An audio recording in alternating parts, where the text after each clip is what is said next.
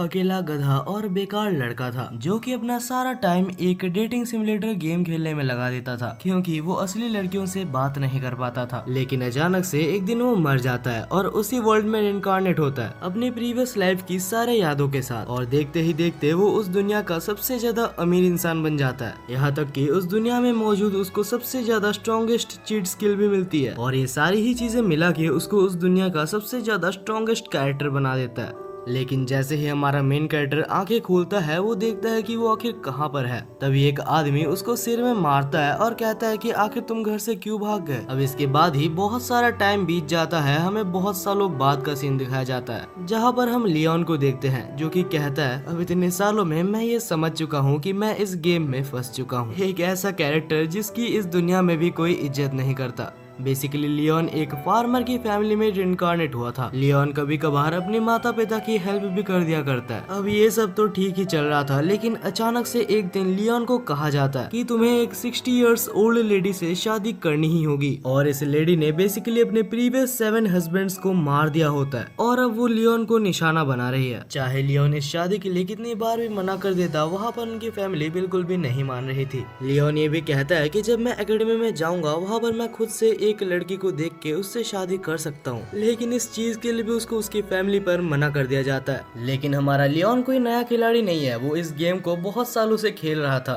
तो लियोन को बेसिकली इस दुनिया के बारे में बहुत कुछ पहले से पता है। और अब इन सारी बातों के बाद फाइनली लियोन डिसाइड करता है कि वो बाहर जाएगा और एक हंट पे निकलेगा और इतना अमीर बनेगा कि इस दुनिया में उससे ज्यादा अमीर कोई भी ना हो। अब ये सारी बात होने के कुछ दिनों बाद ही वो बिना बताए किसी को भी एक हंट पे निकल जाता है। वो फिलहाल एक एयरशिप में था जो कि लियोन की बहुत सारी चीजों में से एक है। लियोन ने इस गेम को इतना ज्यादा खेला है कि उसको इस गेम के बारे में हर जगह के बारे में पता है। अब वो जैसे ही थोड़ा सा आगे जाता है तो सामने उसे एक टेलीपोर्टेशन सर्कल दिखता है और लियोन जानबूझ के उस टेलीपोर्टेशन सर्कल के अंदर चला जाता है, और जैसे ही वो उसके अंदर एंटर करता है तो बाहर वो एक तूफान में निकलता है, और वो तूफान इतना ज्यादा पावरफुल था कि धीरे धीरे वो उसकी पूरी शिप को तोड़ देता है। कुछ ही देर में लियोन का एयरशिप पूरी तरीके से टूट जाता है और लियोन उस तूफान के अंदर चला जाता है। वैसे ही बताऊं तो लियोन को थोड़ा सा भी अंदाजा नहीं था कि वो इस तूफान में फंस जाएगा। अब कुछ देर बाद ही लियोन का आँख खुलता है और उसे कुछ समझ नहीं आता कि आखिर वो कहाँ पर है, लेकिन कुछ समझने से पहले ही वो पेड़ से नीचे गिर जाता है। और लियोन जैसे ही उस जगह को सामने देखता है तो उसे याद आता है कि वो इस जगह पर पहले बहुत बार आ चुका है। हाँ, जब वो पास्ट लाइफ में जिंदा था और दिन भर गेम खेलता था।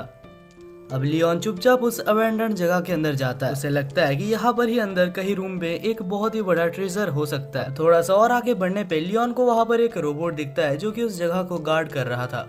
तभी बिना टाइम वेस्ट करते हुए लियोन अपने गन में एक मैजिक बुलेट भरता है और उसके ऊपर शूट कर देता है, और एक ही गोली में वो रोबोट भी उधर ही खत्म हो जाता है। इसके साथ ही लियोन आगे बढ़ता है और आगे उसे एक स्केलेटन दिखाई देता है जो कि एक साइंटिस्ट का था। लियोन उस साइंटिस्ट के पास से उसका आईडी ले लेता है क्योंकि उसे पता है कि आगे उसको इसका काम आने वाला है। और जैसे ही वो उस आईडी को स्कैन करता है तो उसके सामने एक बहुत ही बड़ी सी जगह आ जाती है जहाँ लियोन अपने सामने एक बहुत ही बड़ा प्राइवेट जेट को देखता है जो कि और किसी ने नहीं, लियोन ने ही खरीदा था। अब जैसे ही लियोन उस स्पेसशिप के अंदर जाता है तो वो अपने आईडी कार्ड को वहां पर स्कैन करता है, और जैसे ही वो अपने आईडी को स्कैन करता है तो वो शिप के अंदर जा सकता था। कुछ ही देर में लियोन उस शिप के कंट्रोल रूम में पहुंच जाता है, लेकिन जैसे ही लियोन अपने ही जेट में कंट्रोल रूम में घुसता है तो उसके सामने ही वहाँ पर एक रोबोट आ जाता है, और वो रोबोट लियोन को देख के कहता है कि तुम एक घुसपैठिए हो। बेसिकली वो रोबोट लियोन को एक एनिमी मान रहा था। लियोन जल्दी से अपने गन के अंदर मैजिक बुलेट को भर के उसके ऊपर शूट करता है, लेकिन वो उसके ऊपर काम ही नहीं करता। लियोन अचानक से घबरा जाता है और वो अपने आईडी को उस रोबोट को शेयर करता है और कहता है कि मेरी इस आईडी को देखो, मैं यहीं पर काम करता था। लेकिन हमारा रोबोट ये सब चीजें कहाँ ही मानने वाला था, वो सीधा लियोन के ऊपर हमला करने लग जाता है। लियोन अपनी जान बचा के जैसे तैसे वहाँ से भागता है और जंप करके एक और मैजिक बुलेट उसके ऊपर फेंकता है, लेकिन अभी भी उस रोबोट को कुछ भी नहीं होता और वो रोबोट उल्टा एक सिक्योरिटी बैरियर खड़ा कर देता है। और इसके बाद लियोन जितने भी हमला करता है वो रोबोट के ऊपर एक भी हमला कामयाब नहीं होता। तब लियोन रोबोट के ऊपर एक ग्रेनेड फेंकता है जो कि उसके ऊपर जाके बहुत ही बड़ा एक्सप्लोजन करता है। हमारा लियोन काफी ज्यादा खुश हो रहा था ये सोच के कि फाइनली वो जीत गया, लेकिन तभी रोबोट का हाथ आता है और उसको पकड़ के उठा देता है, और अपने हाथ में लियोन को पकड़ के वो लियोन के ऊपर बहुत सारे हमले करता है। और ये हमले इतने ज्यादा पावरफुल थे कि और एक दो हमले होने पे लियोन वहाँ पर मारा जाता। तब लियोन अपने पास में से मजबूरन एक स्वॉर्ड निकालता है और उस रोबोट की आंख में मार देता है। तभी अचानक से वो रोबोट के अंदर कुछ होने लगता है और वो ब्लास्ट हो जाता है। और इसके बाद ही लियोन कुछ भी नहीं बोलता और वो कंट्रोल सिस्टम की तरफ चले जाता है। वहाँ जाते ही वो कंट्रोल सिस्टम कहता है कि आज से लियोन को हम इस फाइटर जेट का नया कमांडर घोषित करते हैं। लेकिन तब लियोन की तबीयत काफी ज्यादा बिगड़ जाती है, वो नीचे गिर जाता है और उसके मुंह से खून तक आने लगता है। उसे अंदाजा लग जाता है कि इस दुनिया में भी वो जल्द ही मारा जाएगा। वो अपने पास्ट लाइफ के बारे में सोचता है और ये सोचता है कि मैं कभी भी एक ऐसे गेम में फिर से इनकार्नेट नहीं होना चाहता। अब सीन चेंज होता है और दूसरी तरफ हमें कैसल में दिखाया जाता है, जहाँ लियोन के मॉम, डैड और रिलेटिव्स एक जगह पर बैठे थे। तब उसके रिलेटिव जिसका नाम जोला था वो कहती है कि मुझे लगता है कि तुम्हारा बेटा लियोन यहाँ से भाग गया है। और ऐसा तो होना ही था, मुझे उस लियोन के ऊपर पहले से ही कोई भरोसा नहीं था। तभी लियोन के डैड को बाहर से कुछ आवाजें आती है और जैसे ही वो लोग बाहर देखते हैं तो वो देखते हैं कि लियोन अपने फाइटर जेट के साथ बहुत सारे ट्रेजर के साथ वहाँ पर पहुँच चुका था। लियोन की तबीयत बिल्कुल ही सही थी और तब लियोन अपने रिलेटिव जोला को कहता है कि मैं तुम्हारे उस 60 इयर्स ओल्ड लेडी से शादी नहीं करने वाला। और क्योंकि लियोन के पास अभी एनफ पैसा है तो वो कहता है कि मैं एक एकेडमी ज्वाइन करूंगा और हो सके तो वहाँ पर मैं खुद अपने लिए एक लड़की देख सकता हूँ। अब भाई नहीं पता क्यों, लेकिन मुझे लियोन की नीयत यहाँ पर थोड़ी सी ठीक नहीं लग रही।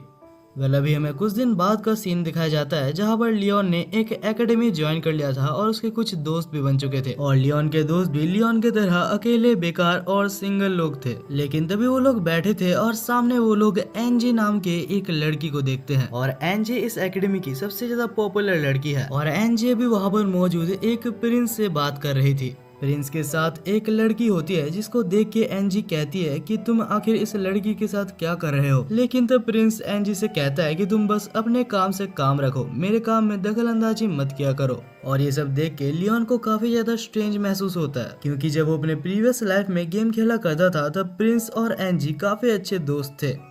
वैसे इन सब चीजों से लियोन को कोई फर्क नहीं पड़ता क्योंकि वो एकेडमी में बस इसीलिए आया है ताकि वो अपने लिए एक अच्छी लड़की ढूंढ सके। क्योंकि अगर लियोन अपने लिए एक लड़की नहीं ढूंढेगा तो उसको उसी 60 साल पुरानी लड़की से शादी करवा दिया जाएगा। लियोन बिल्कुल ही कॉन्फिडेंटली अपने क्लास में इंट्रोडक्शन देता है, लेकिन कुछ देर बाद उसे पता चलता है कि बहुत ही जल्दी उनके एकेडमी में एक फ्रेशर्स पार्टी होने वाला है और लियोन के लिए ये कोई मौका से कम नहीं था। वो बहुत से खाने की चीजें और बाकी सब इंतजाम करता है ताकि वो बात कर सके। लेकिन जैसे ही फ्रेशर्स पार्टी चालू होती है तो लियोन से जो लोग बात करने आते हैं वो लोग काफी अजीब थे। उन्हें देख के लियोन को कुछ अच्छा फील नहीं होता और लियोन का ऐसा महसूस करना बिल्कुल ठीक था क्योंकि वो लोग आते हैं और लियोन का खाना खा के उससे बात की भी नहीं वहाँ से चले जाते हैं। लियोन को कुछ समझ नहीं आता कि आखिर अभी उसे क्या करनी चाहिए, लेकिन तभी उसे बाहर से कुछ आवाज आती है। लियोन जैसे ही बाहर देखता है तो वो देखता है वहाँ पर एक लड़की को बहुत सारे सीनियर लड़कियां मिलके परेशान कर रही थी। लियोन उस लड़की को देखता है और उस लड़की का नाम ओलिविया था। लियोन उस लड़की को देखते साथ ही पहचान जाता है क्योंकि इसके पास्ट लाइफ में ये लड़की उस गेम की मेन कैरेक्टर थी। तो लियोन जल्दी से उसको जाता है और वहाँ से बचा के अपने रूम में लाता है। अब वो दोनों ही टेबल पे बैठे थे और कुछ खाना खा रहे थे। तभी ओलिविया कहती है कि तुम्हारा बहुत बहुत शुक्रिया लियोन, मैं इस एकेडमी में आई थी ताकि मैं मैजिक को अच्छे से सीख पाऊँ, लेकिन नहीं पता क्यों यहाँ पर सब लोग मुझे बुली करते रहते हैं। और ये सब कहते हुए ओलिविया को इतना ज्यादा बुरा लगता है कि वो तो रोने ही लगती है। लेकिन तब लियोन कहता है कि चिंता मत करो, मैं तुम्हारे साथ हूँ और अगर तुम्हें कोई प्रॉब्लम हुआ तो तुम मुझसे आके कहना। इसके अगले दिन हम लियोन और ओलिविया को देखते हैं जो कि एक लड़की के पास आती है और ये लड़की कोई और नहीं ओलिविया की बड़ी बहन है। और उसकी बड़ी बहन कहती है कि अगर तुम्हें हमारे साथ रहना है तो तुम्हें मुझे एक महंगा डायमंड नेकलेस गिफ्ट करना होगा। लेकिन ओलिविया के पास इतने पैसे नहीं कि वो एक डायमंड नेकलेस खरीद सके। तब लियोन कहता है कि ओलिविया चिंता मत करो, उस नेकलेस के लिए मैं पैसे दे दूंगा। अब इसके कुछ दिनों बाद ही हमें सबको कैसल के अंदर दिखाया जाता है जहाँ सब लोग एक क्वेस्ट के लिए रेडी होते हैं। इन्हें अपने फिजिकल एनहेंसमेंट के लिए डंजन में भेजा जाएगा जहाँ पर इन्हें कुछ क्वेस्ट्स कंप्लीट करने हैं। लेकिन लियोन काफी ज्यादा गुस्से में था क्योंकि सारे अच्छे काम तो नोबल्स और प्रिंसेसेस को दे दिया जाता है और लियोन को तो केव में बस कचरा साफ करने के लिए जाना है। तभी हमें फिर से प्रिंसेस एनजी और प्रिंस को दिखाया जाता है और प्रिंसेस एनजी अभी भी उस छोटी सी लड़की को भला बुरा बोल रही थी क्योंकि वो उसके प्रिंस के आसपास हमेशा घूम रही है। लेकिन तब उस छोटी सी लड़की को प्रोटेक्ट करने के लिए प्रिंस उसके सामने आ जाता है। जल्दी वहाँ पर बाकी सारे नोबल्स आ जाते हैं और वो लोग डंजन के लिए निकल जाते हैं। अब डंजन के अंदर ओलिविया को कुछ मैजिकल क्रिस्टल्स दिखते हैं जिन्हें देख के वो काफी ज्यादा खुश हो जाती है और वो लियोन को कहती है तो क्या हम इसे बेच सकते हैं क्योंकि इसको बेचने से हमें काफी ज्यादा पैसे मिलेंगे। लेकिन हमारा लियोन इस बात को बिल्कुल ही इग्नोर कर देता है क्योंकि अंबानी का लड़का जो है और इसके बाद ही लियोन डंजन के और ज्यादा अंदर जाने लगता है, ये उम्मीद करते हुए कि वहाँ पर उसे कुछ मॉन्स्टर्स मिलेंगे जिनको कि मार के वो अपने पावर्स को फ्लेक्स कर सके। और ऐसा ही होता है क्योंकि जैसे ही वो लोग डंजन के अंदर पहुंचते हैं तो वहाँ पर बहुत सारे एंट मॉन्स्टर्स उनको दिखते हैं जो कि लियोन और ओलिविया के ऊपर हमला करने वाले थे। लेकिन तब लियोन अपना स्वॉर्ड निकालता है और एक ही सेकंड के अंदर सबको मार गिराता है। और इतना अच्छा फाइटिंग स्किल देख के ओलिविया काफी ज्यादा इंप्रेस हो जाती है। ओलिविया पूछती है तो लियोन आखिर तुमने इतनी अच्छी फाइटिंग कब सीखी? तब लियोन कहता है कि मैं बचपन से ही बहुत ज्यादा फाइटिंग प्रैक्टिस करते हुए आया हूँ। अचानक से तभी ओलिविया के ऊपर एक एंट हमला कर देता है, लेकिन ओलिविया को बचाने के लिए लियोन ने अपने हाथ को उसके बीच में ला दिया था और जल्दी से अपने पास से एक चाकू निकाल के उसको मार डालता है। और कुछ ही देर में वहाँ पर सारे नोबल्स भी पहुंच जाते हैं जो कि आके वहाँ पर मौजूद बाकी सारे एंट्स को मार गिराते हैं।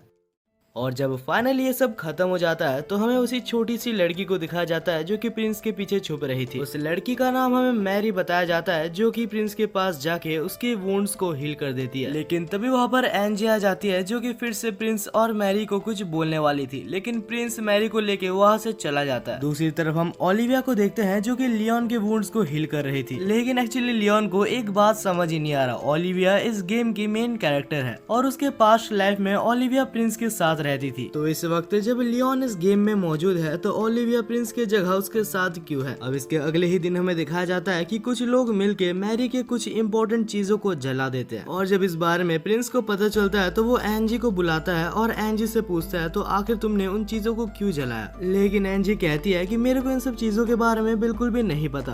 तभी हमें इस प्रिंस का नाम बताया जाता है जो कि जूलियट था। तभी प्रिंस जूलियट एंजी को कहता है कि तुम एक बहुत ही बड़ी झूठी हो और हाँ, मैरी से दूर रहना, क्योंकि अगर तुम उसके पास आने की कोशिश करोगी तो तुम्हारे साथ बहुत ही बुरा होगा। और जूलियट का ऐसा बर्ताव एंजी को बिल्कुल भी पसंद नहीं आता। दूसरी तरफ ओलिविया और लियोन को हम लाइब्रेरी में बैठा हुआ देखते हैं, जहां लियोन कुछ चीजें जानने के लिए ओलिविया से पूछता है कि क्या तुम्हें मैरी के बारे में कुछ पता है। लेकिन ओलिविया तब थोड़ी सी जेलस हो जाती है और पूछती है क्यों तुम उसके बारे में क्यों पूछ रहे हो, क्या तुम्हें मैरी पसंद है? लेकिन तभी लियोन कहता है कि तुम ऐसा सोच भी कैसे सकती हो, उसके जैसे बेकार लड़की को मैं कभी भी पसंद नहीं कर सकता। तब ओलिविया कहती है कि मैंने अपने पूरी जिंदगी में मैरी से बस एक ही बार बात की है और जब मैंने पहली बार मैरी से बात किया था तो उसने बिना कोई कारण के मेरे ऊपर चिल्लाया था। लियोन कुछ भी समझ पाता उससे पहले ही लाइब्रेरी से उनको कुछ आवाजें आने लगती है और जैसे ही दोनों देखने के लिए जाते हैं कि आखिर लाइब्रेरी में कौन है, तभी वहाँ पर हमें मैरी और जूलियस के एक दोस्त को वहाँ पर किस करते हुए दिखाया जाता है। और इसके तुरंत बाद ही वो लाइब्रेरी से निकल जाती है और नहीं पता क्यों, लेकिन वो खुश हो रही थी। लेकिन अचानक से मैरी के पीछे तब जूलियस और उसका बेस्ट फ्रेंड आ जाता है और तब जूलियस मैरी से पूछता है तो मैं सोच रहा था कि मैं तुम्हें एक नौकर ला के दूं ताकि जो तुम काम करती हो वो भी तुम्हें ना करना पड़े। मतलब समझो भाई, ये छोटी दिखने वाली लड़की इतनी ज्यादा मैनिपुलेटिव है।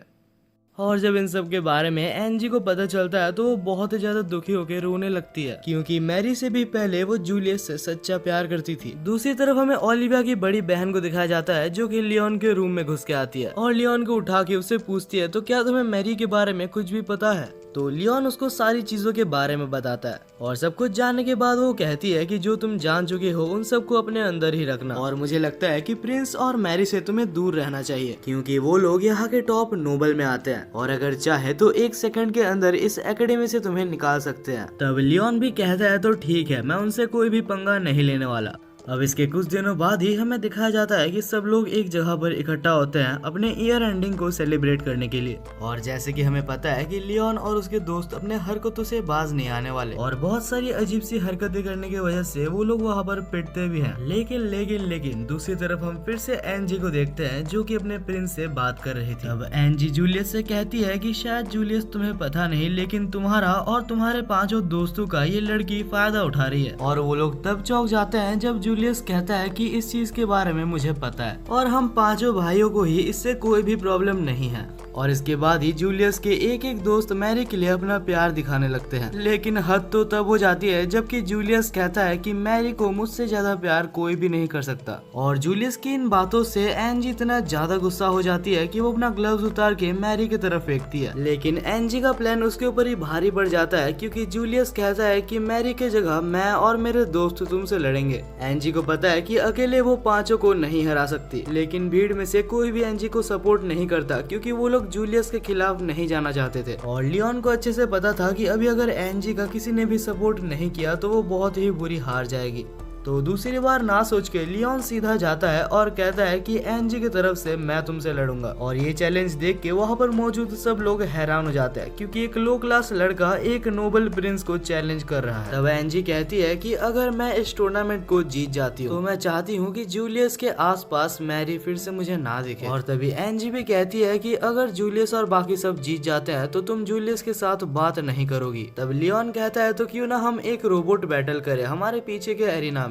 लेकिन तब जूलियस और बाकी सब सोचते हैं कि लियोन पागल हो गया है क्योंकि कोई चारा ही नहीं कि लियोन और एनजी मिलके हम पांचों को हरा दे।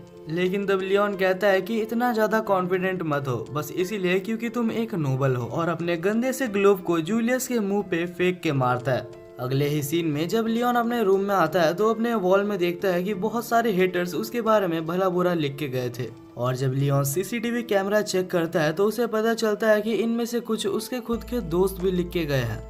लेकिन तब लियोन कहता है कि चाहे ये लोग कुछ भी कर ले, मुझे अभी उनका ईगो तोड़ने में बहुत मजा आएगा।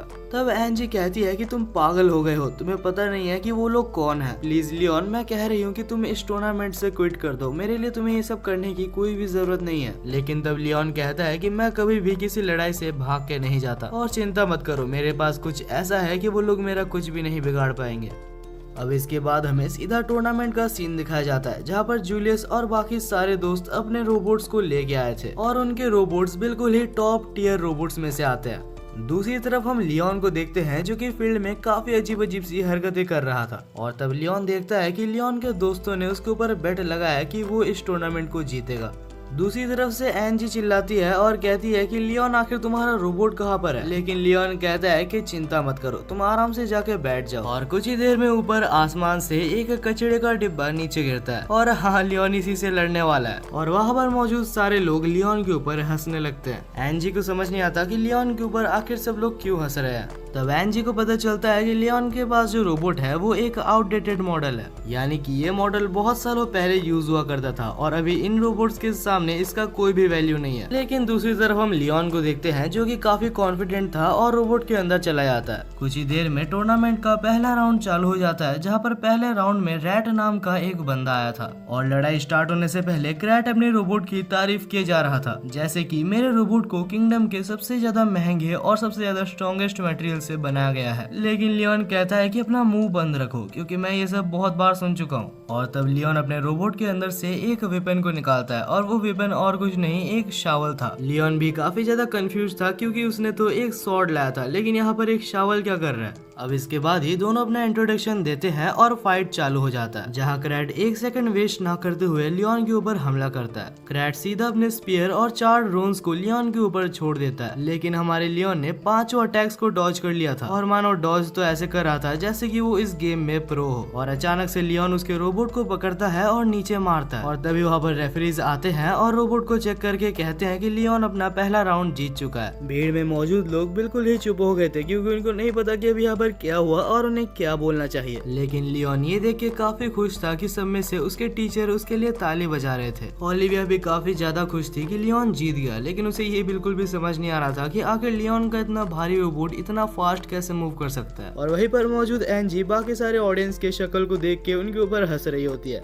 दूसरी तरफ जूलियस को भी कुछ समझ नहीं आ रहा था कि आखिर लियोन इतना ज्यादा पावरफुल कैसे बन गया। इसके बाद ही राउंड 2 चालू हो जाता है जहाँ पर ग्रेक नाम का एक बंदा आता है जिसके पास एक रेड आर्मर्ड रोबोट था जो कि आके कहता है कि लियोन, मुझे नहीं पता कैसे तुमने उसे हरा दिया, लेकिन तुम मुझे हराने का सोच भी नहीं सकते। और इसके कुछ देर बाद ही राउंड चालू हो जाता है जहाँ पर ग्रेक अपने स्वॉर्ड की मदद से लियोन के ऊपर हमला किए जा रहा था। लेकिन लियोन ने इस गेम को बहुत सालों तक खेला है तो उसके पास बहुत ज्यादा एक्सपीरियंस भी है। और तब वो ग्रेक को इतना जोर से मारता है कि वो नीचे गिर जाता है और लगता है कि लियोन का ग्रेक के साथ कोई पुराना दुश्मनी था, क्योंकि उसको हराने के बाद लियोन उसके रोबोट के टुकड़े टुकड़े कर देता है और आखिर में वो बाहर आके लियोन के ऊपर चिल्लाने लगता है। ऑफ कोर्स लियोन को बैक टू बैक 2 नोबल्स को हराते हुए देख वहाँ पर मौजूद सारे लोग बहुत ज्यादा हैरान थे। लेकिन इस बार ओलिविया बिल्कुल भी खुश नहीं थी क्योंकि उसको लग रहा था कि लियोन ने जैसे अपने ओपोनेंट को ट्रीट किया वो बिल्कुल ही रॉन्ग है। वेल, इसके बाद टाइम वेस्ट ना करते हुए थर्ड राउंड भी चालू हो जाता है जहाँ पर क्रिस नाम का एक ब्लू कलर का आर्मर पहना हुआ रोबोट आता है। और जैसे ही लियोन को पता चलता है कि ये रोबोट एक स्वॉर्ड्समैन है तो वो पीछे हो जाता है और अपने ड्रोन्स को रिलीज कर देता है।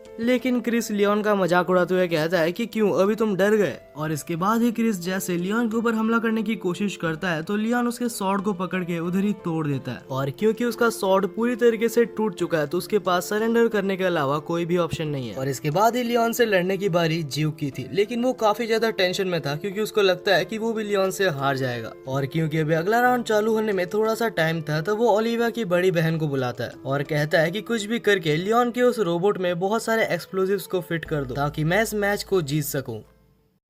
और ओलिविया की बड़ी बहन ये काम कर भी देती है, लेकिन ऐसा भी नहीं है कि लियोन को इस काम के बारे में पता नहीं है। लियोन को पता लग चुका था कि उसके रोबोट में ओलिविया की बड़ी बहन ने कुछ एक्सप्लोजिव्स को फिट कर दिया है, लेकिन फिर भी लियोन उसकी बहन को कुछ बोलता नहीं है क्योंकि उसको पता है कि ये सब काम वो खुद से नहीं कर रही। वो ये सब काम बस इसीलिए कर रही है क्योंकि वो जूलियस और रॉयल फैमिली से डरती है। और इसके ठीक बाद ही अगला राउंड भी चालू हो जाता है जहां ज्यूक एक स्मोक बॉम्ब फेंक देता है ताकि वो जो करने वाला है वो किसी को भी दिखाई ना दे। और इसके बाद ही ज्यूक हवा में उड़ता है और एक मिसाइल लियोन के ऊपर फायर कर देता है, लेकिन वो तब चौंक जाता है जब वो देखता है कि मिसाइल का भी उसके ऊपर कोई भी इफेक्ट नहीं था। तब ज्यूक के पास बस एक ही रास्ता बचा होता है, वो अपने मैजिक स्पेल को इस्तेमाल करता है जिससे कि लियोन के ऊपर जितने भी एक्सप्लोसिव्स थे सब एक बार में ही फट जाते हैं। लेकिन जैसे ही वहाँ से धुआं हटता है तो वो देखता है कि नीचे तो कोई है ही नहीं। और जैसे ही ज्यूक पीछे देखता है तो वो देखता है कि लियोन उसके पीछे था और वो भी हवा में था। और इससे पहले कि ज्यूक उसके ऊपर हमला कर पाता लियोन उसका गन ही दूर फेंक देता है और उसके बाद कहता है कि बस तुम्हें हराने के बाद तुम्हारे सबसे अच्छे दोस्त जूलियस को भी मैं हराने वाला हूँ और इसके बाद तुम पांचों को पता चलेगा कि आखिर इस मरी की सच्चाई क्या है।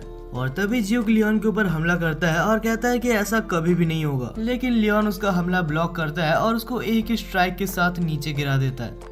दूसरी तरफ मरी काफी ज्यादा टेंशन में थी क्योंकि अभी लड़ने के लिए बस जूलियस ही बचा हुआ है और मरी के हिसाब से जूलियस बस एक नोबल है जिसको कुछ भी नहीं आता। लेकिन तब जूलियस मैरी को कहता है कि चिंता मत करो, इस बैटल को मैं जीतने का पूरा कोशिश करूंगा। और इसके बाद ही जूलियस भी अपने हाईटेक रोबोट के साथ ग्राउंड में आ जाता है और जूलियस को देख के वहाँ पर मौजूद सारी ऑडियंस फिर से एक्टिव हो जाती है और कहती है कि इस लियोन को यहीं पर हरा दो। और लियोन ये सब सुन के काफी ज्यादा चिढ़ जाता है और जूलियस के ऊपर हमला करने के लिए चला जाता है, लेकिन जूलियस ने लियोन के हमले को रोक लिया था और अपने मेगाजॉर्ड के मदद से उसके ऊपर हमला करता है। और इसके बाद ही जूलियस अपने स्वॉर्ड को चार्ज करता है और लियोन को मारने के लिए पूरी तरीके से रेडी था, लेकिन तब लियोन उसको रोकता है और पूछता है तो जूलियस मैं तुमसे एक चीज पूछना चाहता हूँ, मुझे बताओ कि आखिर तुमने मरी को क्यों चुना, क्योंकि एंजी तुमसे पूरे अपने दिल से प्यार करती है। जूलियस कहता है कि तुम्हें कुछ भी नहीं पता, आखिर एंजी को मेरे बारे में पता ही क्या है, क्योंकि मैं एक प्रिंस हूँ तो उसे और मुझे एक कॉन्ट्रैक्ट में रखा गया था और बस इसीलिए वो मुझको सर्व करती है। लेकिन दूसरी तरफ मैरी को देखो जिसे कोई भी फर्क नहीं पड़ता कि मेरा स्टेटस क्या है। लियोन कहता है कि मुझे लगता था कि मैं सबसे बड़ा बेवकूफ हूँ, लेकिन तुमको देखने के बाद मुझे लगता है कि तुमसे बड़ा बेवकूफ कोई भी नहीं है।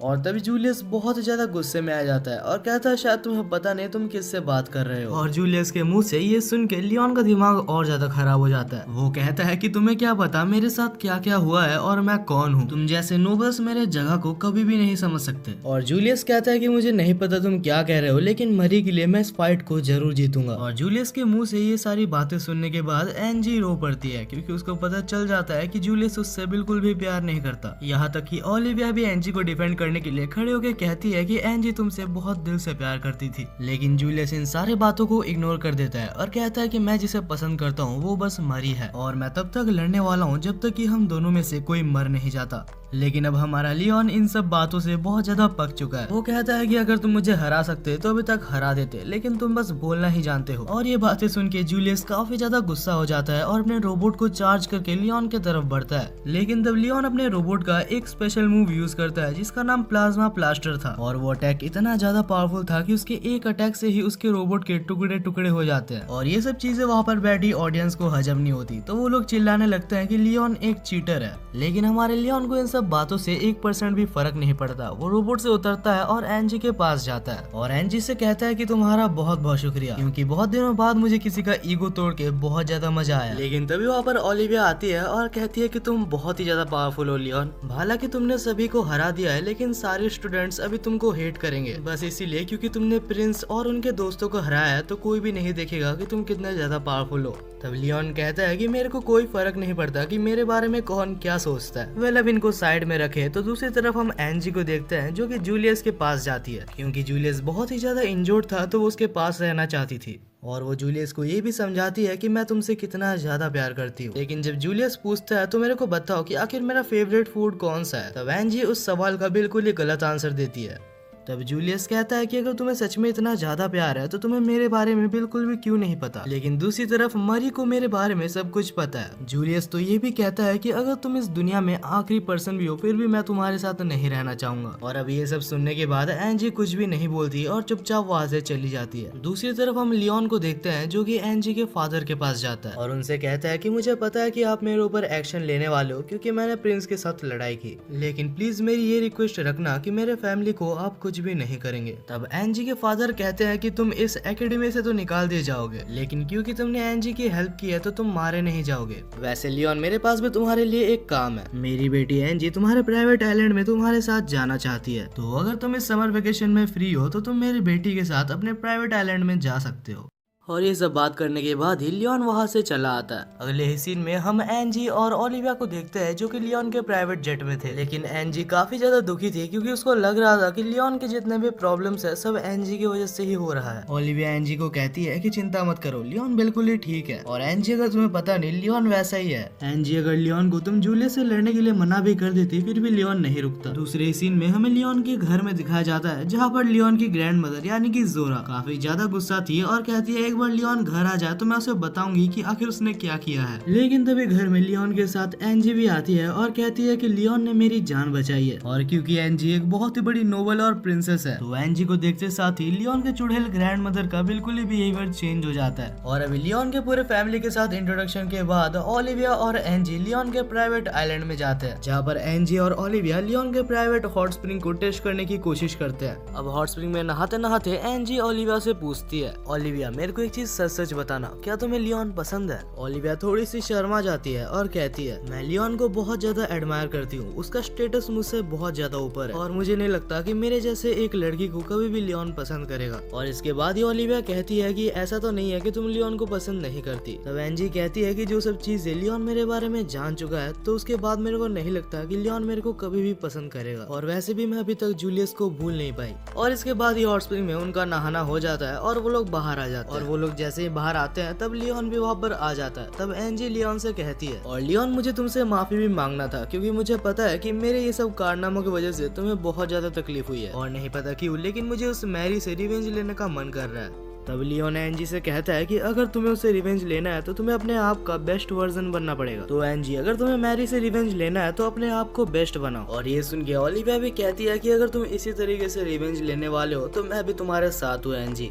तब हमें दूसरे सीन में मरी को दिखाया जाता है जिसकी जिंदगी पूरी तरीके से खराब हो चुकी थी क्योंकि जूलियस और उसके दोस्त लियोन से किया गया मैच हार चुके थे। तो वो लोग डिसाइड करते हैं कि मरी के साथ रहने के लिए वो लोग अपना रॉयल्टी का स्टेटस छोड़ देंगे। जूलियस तो मैरी को ये भी कहता है कि अभी मैं तुम्हारे साथ बिना किसी टेंशन के रह सकता हूँ, लेकिन मैरी का तो मुंह देखने लायक था। दूसरी तरफ जूलियस ने अपने नोबल का टाइटल छोड़ दिया था जिस वजह से लियोन को नोबल का टाइटल दे दिया जाता है। और अभी जूलियस के जगह पर लियोन आ चुका है, तो अगर लियोन चाहता तो वो एकेडमी में जाके फिर से पढ़ सकता था। लेकिन इस दुनिया में लियोन बस शांति से जीना चाहता है। जब वो आराम से पार्क में बैठा हुआ था तब उसके फाइटर जेट का सिस्टम आके लियोन से कहता है कि मरी, जूलियस और उसके बाकी सारे दोस्त एडवेंचरर्स बन चुके हैं ताकि वो लोग कुछ पैसा कमा सके। वेल मैरी और जूलियस का ये हाल देख के लियोन को तो काफी मजा आ रहा है और सच कहूँ तो भाई मुझे भी काफी मजा आ रहा है। अब इसके बाद ही कुछ हफ्ते बीत जाते हैं और हमें दिखाया जाता है कि एकेडमी में एनुअल स्कूल फेस्टिवल चालू होने वाला था। तो लियोन और उसके दोस्त इस अपॉर्चुनिटी का फायदा उठा के उधर एक कैफे चालू करने वाले थे और ऑफ कोर्स एंजी और ओलिविया की वजह से वहाँ पर कस्टमर भी आएंगे। लेकिन हमारे लियोन की ये प्यारी सी फैंटेसी बहुत ही जल्दी बिखर जाती है क्योंकि हमें पता चलता है कि जूलियस और उसके दोस्त लियोन के कैफे के साइड में ही अपना कॉफी शॉप लगाने वाले हैं और ऑलरेडी जूलियस के पास वहाँ पर बहुत सारे फीमेल कस्टमर्स पहुँच भी चुके थे। और जब ओलिविया देखती है कि आखिर जूलियस के मेन्यू में क्या है तो वो देख के चौंक जाती है क्योंकि जूलियस और उसके दोस्त बस एक कप चाय के लिए वहाँ पर $100 चार्ज कर रहे थे। और जूलियस तो ये भी कहता है कि इस बार के कॉम्पिटिशन में मेरे को कोई भी नहीं हरा सकता। कुछ देर बाद लियोन जूलियस के शॉप में विजिट करता है और वो ये देख के शॉक था कि अंदर से जूलियस का शॉप बहुत ही ज्यादा ब्रांडेड और बहुत ही ज्यादा महंगा था जहाँ पर काफी महंगी महंगी चीजें भी रखी हुई थी। लियोन के चेहरे पे ये उदासी देख के वहाँ पर मौजूद सारे लोग बहुत ही ज्यादा खुश थे। और तभी वहाँ पर मैरी आती है एक बहुत ही ज्यादा महंगा ड्रेस पहने हुए, और आते साथ ही कहती है कि चिंता मत करो लियोन, तुम्हारे शॉप में कोई आने ही नहीं वाला, क्योंकि हमारे शॉप में जूलियस और उनके दोस्त खुद सर्व करने वाले हैं, इसीलिए हमने $100 का चार्ज रखा है। और आखिर में वो लियोन को चैलेंज करती है कि तुम्हारे शॉप में कोई भी नहीं आने वाला, तो अपने डाउनफॉल के लिए रेडी रहो। और ये सुन के लियोन कहता है तो ठीक है, मैं भी देखता हूँ कि आखिर तुम लोग कैसे जीतते हो। अगले दिन हमें ओलिविया को दिखाया जाता है जो कि कुछ एडवर्टाइजिंग कर रही थी, लेकिन वहाँ पर मौजूद सारी लड़कियां उसको इग्नोर कर रहे थे और कहते हैं कि ये तो वही है जो कि लियोन के साथ थी। और जैसे ही ओलिविया को ऐसे लगने लगता है कि उसके एडवर्टाइजिंग करने की कोई भी फायदा नहीं है, तभी एक लड़की जिसका नाम कार्ला था वो कहती है तो मैं तुम्हारे कैफे में जरूर आऊंगी। अब जल्दी वो टाइम आ जाता है जबकि वो लोग अपने कैफे को चालू करने ही वाले थे। हम लियोन को देखते हैं जो कि एंजी और ओलिविया को समझा रहा था कि आखिर कस्टमर से कैसे डील करना है। और तभी वहाँ पर क्लास टीचर आते हैं और कहते हैं कि एंजी तुम्हें किसी ने बहुत ही ज्यादा इम्पोर्टेंट काम के लिए बुलाया है। और जब एंजी फाइनली उस पर्सन से मिलने जाती है तो वो ये देख के काफी ज्यादा चौंक जाती है कि वो इस पूरी किंगडम की प्रिंसेस लेडी मायोलिन थी। और लेडी मायोलिन एंजी से कहती है कि मुझे उस लियोन नाम के लड़के से मिलना है। एंजी को लगता है कि क्वीन लियोन को पनिशमेंट देने के लिए आई है, क्योंकि लियोन ने क्वीन के बेटे जूलियस के साथ फाइट जो की थी। तब एंजी कहती है कि क्वीन अगर आप चाहे तो मेरे को वो पनिशमेंट दे सकती है जो कि आप लियोन को देना चाहती है, क्योंकि लियोन ने मजबूरी में आके मेरे लिए वो सब काम किया था। लेकिन क्वीन कहती है कि मैं तो बस लियोन से माफी मांगना चाहती हूँ, क्योंकि अगर इस पूरी चीज में किसी की गलती है तो वो मेरे बेटे जूलियस की है।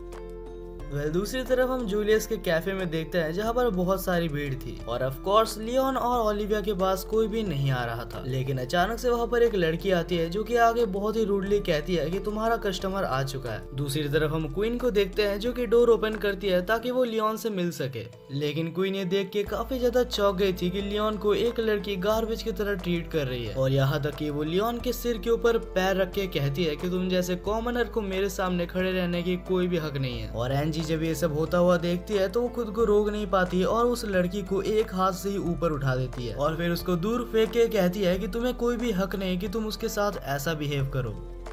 और तभी हमें उस लड़की को दिखाया जाता है जिसका नाम स्टेफनी था, और तब वो एंजी को देख के कहती है अरे तुम तो वही लड़की हो जिसको कि प्रिंस जूलियस ने बहुत ही बुरी तरीके से रिजेक्ट कर दिया था। और इसके बाद एंजी को ज्यादा बोलने के लिए डरती है क्योंकि स्टेफनी की जो फैमिली है वो एंजी की फैमिली से ज्यादा पावरफुल है। और तब एंजी को सपोर्ट करने के लिए ओलिविया खड़ी होती है और कहती है कि एंजी एक बहुत ही अच्छी लड़की है। लेकिन तब स्टेफनी उसको देखती है और कहती है तुम जैसे कॉमनर को बीच में बोलने का हक किसने दिया? क्या तुमने अपनी शक्ल कभी आईने में देखी है? जब दो नोबल्स बात कर रहे होते हैं तो कॉमनर्स को बीच में बोलने का कोई हक नहीं होता। लेकिन तभी लियोन कहता है कि बस तुमने ओलिविया को बहुत ज्यादा बोल दिया, मैं उसके बारे में एक और बुरा शब्द नहीं सुनूंगा। और क्योंकि लियोन बीच में बोल रहा था तो स्टेफनी के बॉडीगार्ड्स लियोन को एक बहुत ही जोर का थप्पड़ मारते हैं। और तभी बीच में क्वीन भी सबको शांत कराने की कोशिश करती है और कहती है कि बस बहुत हो गया, तुम लोग शांत हो जाओ। लेकिन तब स्टेफनी मुंह पे क्वीन को कहती है कि तुम्हारा मुंह बंद रखो, तुम्हारी बातें कोई भी नहीं सुन रहा। एंजी उसे बताने की कोशिश करती है कि तुम किंगडम के क्वीन से बात कर रही हो, लेकिन शायद तब तक बहुत ज्यादा देर हो चुकी थी क्योंकि हमारे लियोन का दिमाग अलग ही सनक चुका था। वो कहता है कि मुझे तो बस एक मौका चाहिए था तुम सबको मारने का। और तब लियोन स्टेफनी के सारे बॉडीगार्ड्स को एक ही पंच के साथ वहाँ पर नॉकआउट कर देता है। और इसके ठीक बाद लियोन क्वीन के पास जाता है और कहता है स्टेफनी तुम जिससे ऐसे बात कर रही थी वो इस किंगडम की क्वीन मायोलिन है, और मैंने डिसाइड किया है कि अगर कोई भी क्वीन से ऐसे बात करेगा तो मैं उसका खुद पर्सनल केयर लूंगा। क्वीन कहती है कि लियोन रुक जाओ, तुम्हें ऐसा कुछ भी करने की जरूरत नहीं है, मैं तो बस तुमसे बात करने आई थी। लेकिन लियोन को इतना ज्यादा गुस्सा आ रहा था कि उसका माइंड बिल्कुल ही आउट ऑफ कंट्रोल हो चुका था। और इस वक्त अगर लियोन को कोई रोक सकता था तो वो लियोन का मास्टर है। और लियोन के मास्टर को देखते साथ ही लियोन अपने होश में आ जाता है। और जैसे ही लियोन होश में आता है तो सबसे पहले वो सबसे माफी मांगता है और कहता है कि क्वीन आप जो भी पनिशमेंट कहेंगे मैं उसे लेने के लिए रेडी हूँ। लेकिन तब क्वीन कहती है कि मैं तुम्हें यहाँ पर पनिशमेंट देने के लिए नहीं आई हूँ, मैं बस तुमसे सॉरी कहना चाहती थी क्योंकि मेरे बेटे जूलियस की वजह से तुम्हें काफी परेशानी हुई। और उसे डांटती भी है क्योंकि उसने जूलियस के साथ कुछ ज्यादा ही बदतमीजी से फाइट की। लेकिन हमारा लियोन क्वीन के बातों पर कम और क्वीन पे ज्यादा ध्यान दे रहा था। लियोन बिना टाइम वेस्ट करते हुए क्वीन का हाथ पकड़ता है और कहता है कि मुझसे शादी कर लो। और ये सब बातें सुन के क्वीन बहुत ही ज्यादा ब्लश करती है और कहती है कि मेरी शादी हो चुकी है और अगर तुम्हें नहीं पता तो मेरा एक हस्बैंड भी है। लेकिन लियोन कहता है कि मुझे इससे कोई भी फर्क नहीं पड़ता, तुम बहुत ही ज्यादा खूबसूरत हो और यही काफी है। लेकिन तभी लियोन की फील्डिंग सेट हो जाती है क्योंकि पीछे जूलियस आ चुका था। आते साथ ही वो लियोन को बहुत ही जोर से मारता है और दूर फेंक देता है। और तब जूलियस अपने मदर से कहता है कि लियोन से दूर रहना क्योंकि वो एक बहुत ही ज्यादा लालची और बेकार आदमी है। लेकिन कुछ ही देर में जब क्वीन को सारे कारनामों के बारे में पता चल जाता है तब क्वीन कहती है कि असली लालची तो तुम हो जूलियस। मुझे लगा नहीं था कि एक ऐसे ऑर्डिनरी चाय और बिस्किट्स के लिए तुम $100 तक चार्ज करोगे। वो ये भी कहती है कि जूलियस मुझे तुमसे ये बिल्कुल भी उम्मीद नहीं थी कि एक छोटी सी लड़की तुम्हें मैनिपुलेट करके तुमसे ये सब काम करवाएगी। और ये सारी ही बातें बाहर खड़ी होकर मरी भी सुन रही होती है और बहुत ज्यादा टेंशन ले रही होती है क्योंकि क्वीन उसके ऊपर काफी ज्यादा गुस्सा है और उसके साथ वो कुछ भी कर सकती है।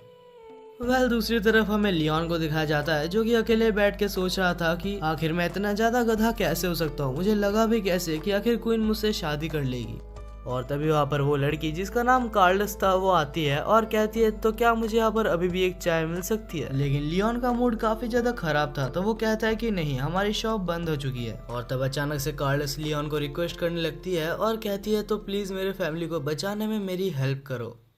अगले ही सीन में हमें सिस्टम को दिखाया जाता है जो कि लियोन से पूछता है लियोन आखिर तुमने कार्ला का रिक्वेस्ट को एक्सेप्ट क्यों किया। लियोन कहता है कि मेरे पास उसकी रिक्वेस्ट को एक्सेप्ट करने के अलावा कोई चॉइस नहीं था क्योंकि कार्ला ओलिविया की दोस्त है तो मैं उसको मना नहीं कर सकता क्योंकि अगर मैं उसे मना कर देता तो ओलिविया के साथ कार्ला की दोस्ती खराब हो जाती और मैं ये बिल्कुल भी नहीं चाहता क्योंकि ओलिविया की वैसे भी बहुत ही ज्यादा कम दोस्त है। और इसके कुछ देर बाद ही जब लियोन रूम से बाहर आता है तब वो एंजी और ओलिविया को देखता है और वो दोनों ही काफी ज्यादा स्ट्रेंज बिहेव कर रहे थे। तब लियोन डिसाइड करता है कि वो दोनों को ही एक दिन का ब्रेक देगा। इसके अगले सीन में हम देखते हैं कि बाहर बहुत ज्यादा भीड़ होती है क्योंकि बहुत ही जल्दी एकेडमी में बाइक रेसिंग कंपटीशन चालू होने वाला है। तब एंजी ओलिविया को कहती है कि हर साल इस कंपटीशन को ज्यूक जीतता है। तब ओलिविया पूछती है तो क्या लियोन भी इस कंपटीशन में भाग लेने वाला है। एंजी कहती है कि ये तो हमें उससे ही पूछना पड़ेगा, चलो पूछ के आते हैं। और जैसे ही वो दोनों लियोन के पास जाते हैं तो वो देखते हैं कि लियोन बहुत ही सारा पैसा बेट करके बैठा था, यानी कि वो गेम नहीं खेलने वाला लेकिन उसने ज्यूक के ऊपर बहुत सारे पैसे लगाए हैं। दूसरी तरफ हमें दिखाया जाता है कि ये टूर्नामेंट चालू हो गया था और हर बार की तरह रेस में सबसे ज्यादा आगे ज्यूक था। ज्यूक को जीतता हुआ देख लियोन काफी ज्यादा खुश हो रहा था क्योंकि लियोन ने ज्यूक के ऊपर काफी बड़ा बेट लगाया है। और तभी अचानक से हमें रेस ट्रैक में दिखाया जाता है कि ज्यूक के ऊपर बहुत सारे अलग अलग रेसर्स हमला कर रहे होते हैं लेकिन ज्यूक अपने अमेजिंग स्किल्स की मदद से उन सारे अटैक्स को डॉज करके आगे बढ़ रहा होता है और बाकी सारे रेसर्स के हमला करने के बावजूद भी ज्यूक पहले राउंड को जीत जाता है। हालांकि ज्यूक पहले राउंड को जीत जाता है लेकिन उसके अटैक करने की वजह से ज्यूक काफी ज्यादा इंजर्ड हो गया था। वो इतना ज्यादा इंजर्ड था कि अगले राउंड में वो खेलने लायक नहीं था। और वहीं पर एनजी भी होती है जो कि सोच रही होती है कि क्या ज्यूक के रिप्लेसमेंट में कोई और भी जा सकता है। लेकिन तभी वहाँ पर ज्यूक की एक्स गर्लफ्रेंड आ जाती है और यही होती है जिसने कि उन प्लेयर्स को बोला था ज्यूक के ऊपर हमला करने के लिए। तब एनजी कहती है कि क्या तुम्हें थोड़ी सी भी शर्म नहीं आई ऐसा काम करवाते हुए। लेकिन तब वो एनजी को कहती है कि तुम्हारा मुंह बंद रखो और जाके दूसरे प्रिंस को खोजो ताकि तुम शादी कर सको। और इसके बाद वो ज्यूक को ये कहती है कि मैं तब तक नहीं रुकने वाली जब तक कि ज्यूक मुझसे माफी नहीं मांगता। लेकिन तब ज्यूक कहता है कि चिंता मत करो, मैं सेकंड राउंड में भी पार्टिसिपेट करने वाला हूँ चाहे मैं कितना भी इंजर्ड हो जाऊँ। लेकिन तब आउट ऑफ नोवेयर मेरी कहती है कि ज्यूक की जगह पर लियोन को जाना चाहिए। तब लियोन कहता है तो ठीक है, मैं तुम्हारी जगह पर जाने के लिए रेडी हूँ, लेकिन ज्यूक इस कंपटीशन के प्राइज मनी में से तुम्हें आधा पैसा मुझे देना पड़ेगा। और इसके अगले ही सीन में हम लियोन को देखते हैं जो कि इस रेस के लिए पूरी तरीके से रेडी था। लेकिन तभी लियोन के पास एक लड़का आता है जिसका नाम टैंगल था और ये लड़का इस कंपटीशन का सबसे ज्यादा फास्टेस्ट रेसर था। वो लियोन से कहता है तो तुम वही हो ना जो कि ज्यूक के रिप्लेसमेंट में आया है। अगर तुम ज्यूक के दोस्त हो और उसके लिए जीतने आए हो तो मुझे माफ करना, लेकिन मैं तुम्हें हराने वाला हूँ। लियोन कहता है कि मैं उस जैसे बेकार आदमी का दोस्त कभी भी नहीं बनूंगा, मैं तो बस इस रेस को इसीलिए जीतना चाहता हूँ क्योंकि मैंने इस रेस के ऊपर बहुत सारे पैसे लगाए हैं और ज्यूक के जैसे हैंडसम और अच्छे दिखने वाले लड़के मेरे को बिल्कुल भी पसंद नहीं है। और इसके बाद ही कंपटीशन का सेकंड राउंड भी चालू हो जाता है और जैसे ही लियोन आगे बढ़ने लगता है तो बाकी सारे प्लेयर्स आके लियोन को मारने लगते हैं, बिल्कुल वैसे ही जैसे इन्होंने ज्यूक के टाइम पे किया था। और वहाँ पर बैठी सारी ऑडियंस उनको ही चीयर कर रही थी और कह रही थी कि उस लियोन को मार गिराओ। लेकिन लियोन का बाइक कोई ऐसा वैसा बाइक नहीं था, वो वही सुपर जेट था जो कि अभी छोटा फॉर्म ले चुका है। तो लियोन अपने बाइक की स्पीड को बढ़ाते हुए वहाँ पर मौजूद सारे कॉन्टेस्टेंट्स को मार गिराता है। लेकिन ये चीज ऑडियंस को बिल्कुल भी पसंद नहीं आती और ये देख के कि स्टूडेंट्स लियोन को कितना ज्यादा हेट कर रहे हैं एंजी और ओलिविया को बिल्कुल भी अच्छा नहीं लगता। और तभी वहाँ पर स्टेफनी आ जाती है और कहती है कि लियोन जैसे एक बेकार लड़के को हार नहीं चाहिए। तब एंजी कहती है कि लियोन को बेकार बोलने से पहले स्टेफनी तुम्हें अपनी शक्ल को आईने में देखना चाहिए। और ये सुन के स्टेफनी काफी ज्यादा गुस्सा हो जाती है और एंजी की तरफ उसको मारने के लिए बढ़ने लगती है, लेकिन तब ओलिविया डर जाती है और एंजी को पकड़ लेती है और कहती है कि स्टेफनी दूर रहो। और तब स्टेफनी ओलिविया को फिर से देखती है और कहती है तुम तो वही कॉमनर हो जो कि बार बार बीच में आते रहती हो। क्या तुम्हें पता नहीं कि एंजी भी एक नोबल है और तुम्हारे आने से पहले वो भी कॉमनर्स को बहुत ज्यादा हेट करती थी। और ये सुन के ओलिविया एंजी की तरफ देखती है और इससे पहले कि एंजी कुछ कह पाती ओलिविया वहाँ से रोते रोते चली जाती है। और ये होने के बाद एंजी को इतना ज्यादा गुस्सा आता है कि वो स्टेफनी को एक बहुत ही जोर का थप्पड़ मारती है। वहीं पर हमें लियोन को दिखाया जाता है जो कि अपने गाड़ी को बहुत ही ज्यादा स्लो कर देता है और बाकी सारे प्लेयर्स को उसके आगे जाने देता है। और कुछ ही देर में उसके बाइक में लगे नाइट्रोस को वो एक्टिव करता है और बहुत ज्यादा स्पीड से उन सब के आगे निकलने लगता है। और लियोन को कुछ ही सेकंड्स लगते हैं सेकंड नंबर पोजीशन में आने के लिए। अब लियोन के सामने जो था वो बस टैंगल था। टैंगल लियोन को देखता है और कहता है कि मैं तुम्हें जीतने नहीं दे सकता, लेकिन लियोन कहता है कि सॉरी, लेकिन मुझे लगता है कि तुम मुझे हराने के काबिल नहीं हो। और ये कहकर लियोन उस मैच को जीत जाता है। रेस को जीतने के लिए लियोन ने अपने बाइक को काफी ज्यादा प्रेशर दिया था, जिस वजह से लियोन का बाइक ब्लास्ट हो जाता है और वो नीचे गिरने लगता है। लेकिन सही टाइम पे टैंगल उसे बचा लेता है और कहता है कि रेस जीतने की वजह से मैं तुम्हें रेस्पेक्ट करता हूँ। अगले सीन में हम लियोन को देखते हैं जो कि इतने सारे पैसे जीतने के बाद पागल हो चुका था। लियोन ज्यूक के पास जाता है और कहता है कि मैंने तुम्हारे लिए इस रेस को जीता है, तो मैं चाहता हूँ कि इसके बदले तुम अपने एक्स गर्लफ्रेंड यानी कि क्लैरिस के पास जाओ और उससे माफी मांगो। इसके बाद ही हम ज्यूक को देखते हैं जो कि क्लैरिस के पास जाता है और उससे माफी मांगता है और कहता है कि मुझे माफ कर देना क्लैरिस, लेकिन मुझे अभी मरी से प्यार हो चुका है। और ये सुन के क्लैरिस ज्यूक को बहुत ही जोर का थप्पड़ मारती है और कहती है कि तुम ऐसा कह भी कैसे सकते हो। क्लैरिस के पीछे टैंगल भी काफी ज्यादा गुस्सा था और वो भी उसे मारने वाला था, लेकिन तब क्लैरिस उसे रोकती है और कहती है कि इसको मार के कोई भी फायदा नहीं है। बाद में हम क्लैरिस और टैंगल को देखते हैं जो कि लियोन के साथ मीटअप करते हैं। क्लैरिस कहती है कि मुझे लगा था लियोन कि तुम एक बहुत ही बेकार पर्सन होगे, लेकिन अब लगता है कि तुम इतने भी बेकार पर्सन नहीं हो। इससे पहले कि लियोन वहाँ से जाता, क्लैरिस कहती है कि तुम्हें अपने दोस्त ओलिविया को एक बार देखना चाहिए, क्योंकि जब तुम रेसिंग ट्रैक पर थे तब ओलिविया और एंजी के बीच में शायद थोड़ा सा झगड़ा हो गया था। अगले सीन में लियोन ओलिविया को देखता है कि वो अकेली एक पार्क के बेंच पर बैठी हुई थी, तो लियोन उसके साइड में जाके उसके पास बैठता है। और तब ओलिविया लियोन को कहती है कि क्या लियोन तुम्हें लगता है कि मैं और एंजी कभी अच्छे दोस्त बन सकते हैं? लियोन कहता है कि अगर तुम्हें सच सुनना है तो सुनो ओलिविया, तुम और एंजी दोनों ही बिल्कुल अलग अलग बैकग्राउंड से बिलोंग करते हैं। तो हाँ, ये सच है कि तुम दोनों की फ्रेंडशिप में काफी ज्यादा दरारें आएंगी, लेकिन अगर तुम ट्राई करते रहो तो तुम दोनों अच्छे दोस्त बन सकते हो। अब ये सब बातें होने के बाद उसी रात को ओलिविया अपने रूम में होती है और ये सोच रही होती है कि आखिर वो एंजी से बात करना चालू कैसे करेगी। वो ये सोच रही होती है कि उसके गेट पे कार्ला आ जाती है और ओलिविया से रिक्वेस्ट करती है कि प्लीज तुम भी मेरी हेल्प करो मेरे फैमिली को बचाने के लिए। ओलिविया कुछ सोचती है और कहती है कि मुझे माफ करना, लेकिन मैं तुम्हारी कोई भी हेल्प में नहीं आ सकती। और जैसे ही वो मना करती है तो पीछे से स्टेफनी आती है और कहती है कि अगर तुमने मना किया तो तुम्हारे सारे दोस्तों को मैं मार डालूंगी। स्टेफनी से ओलिविया काफी ज्यादा डरती थी, लेकिन वो फिर भी हिम्मत करके बोलती है कि एंजी और लियोन को तुम कभी भी नहीं मार सकती, वो दोनों ही तुमसे काफी ज्यादा स्ट्रॉन्ग है। और ओलिविया के मुंह से ये सुनते साथ ही स्टेफनी उसका बाल पकड़ के उसको मारने लगती है और ओलिविया से कहती है कि एंजी के लिए तुम बस एक छोटा सा खिलौना हो। ओलिविया कहती है कि तुम झूठ बोल रही हो, एंजी मेरी बहुत ही अच्छी दोस्त है। तब स्टेफनी कहती है कि अपनी जगह को पहचानो, तुम लियोन और एंजी जैसे हाई रैंक नोबल के आसपास भी नहीं आती। और ये सब सुन के ओलिविया का दिल पूरी तरीके से टूट जाता है और वो कुछ भी नहीं बोल पाती। दूसरे सीन में हमें लियोन को दिखाया जाता है जो कि उस रिक्वेस्ट के लिए अपने आप को रेडी कर रहा था। हालांकि लियोन इस गेम को खेल चुका है तो उसे पता है कि कार्ला का रिक्वेस्ट उसका खुद का रिक्वेस्ट नहीं है, वो बस स्टेफनी का एक चाल है ताकि वो ओलिविया की जिंदगी को बर्बाद कर सके, क्योंकि स्टेफनी को ये बिल्कुल भी पसंद नहीं कि ओलिविया जैसी एक कॉमनर एकेडमी को अटेंड करे। और इस बारे में प्रीवियस लाइफ में जूलियस और उनके दोस्त कुछ कर नहीं पाए थे, तो लियोन डिसाइड करता है कि वो ओलिविया को खुद प्रोटेक्ट करेगा। अगले सीन में हमें बाहर दिखाया जाता है कि सिस्टम ने लियोन के लिए एक बहुत ही बड़ा प्राइवेट जेट को वहीं पर समन किया था और लियोन को बहुत ही ज्यादा गुस्सा आ रहा होता है क्योंकि कार्ला ने ब्रैड और ग्रेग को इस मिशन में हेल्प करने के लिए बुलाया था। और कुछ ही देर में वो लोग मिशन के लिए निकल जाते हैं और जब वो लोग बात कर रहे थे तब हमें पता चलता है कि कार्ला ब्रैड की एक्स गर्लफ्रेंड है। और जब लियोन ग्रेग को देखता है तो वो देखता है ग्रेग के पास बस एक ही स्वॉर्ड था। लियोन ग्रेग को कहता है कि तुम्हें लगता है कि तुम सारे एनिमीज को एक ही स्वॉर्ड से हरा सकते हो?